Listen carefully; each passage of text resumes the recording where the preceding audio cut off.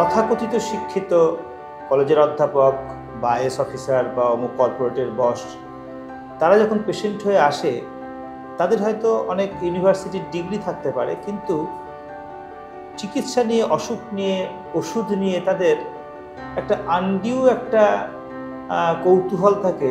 ওই গুগল দেখে সেখান থেকে একটা ইন্টারপ্রেট করা এবং সেখান থেকে ট্রিটমেন্ট অনেকটা নিজেরাই ফর্মুলেট করবার চেষ্টা করা। কিছু জিনিস কি গুগলের পরামর্শ নেওয়া উচিত না, মানে কি করা উচিত তাদের? চিকিৎসার দুটো বিষয় আছে। একটা হচ্ছে প্রিভেন্টিভ মেডিসিন, যেটা হচ্ছে রোগ প্রতিরোধ করার ব্যাপার, আর একটা হচ্ছে কিউরেটিভ, অসুখ হলে তার চিকিৎসা। প্রতিরোধমূলক যে চিকিৎসা অর্থাৎ প্রিভেন্টিভ মেডিসিনটা আমাদের মতো দেশে খুবই অবহেলিত। Preventive care of medicine, preventive হেলথটা যাতে উন্নত হয়, তার জন্য আমাদের দাবি রাখা দরকার।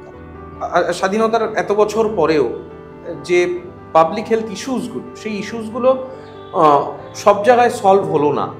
কোভিড দেখিয়ে দিল কিন্তু যে মানুষ সমাজবদ্ধ জীব এবং মানুষকে লাগে। আমি যে স্ট্যাটাতেই বিলং করি, মানুষকে লাগে। আমি যে জামাটা পরেছি, আমার যে স্টেথোস্কোপ, আপনার যে মাইক্রোফোন, আমি যে একটু আগে লাঞ্চ করলাম, কোনোটাই কিন্তু আমি তৈরি করি।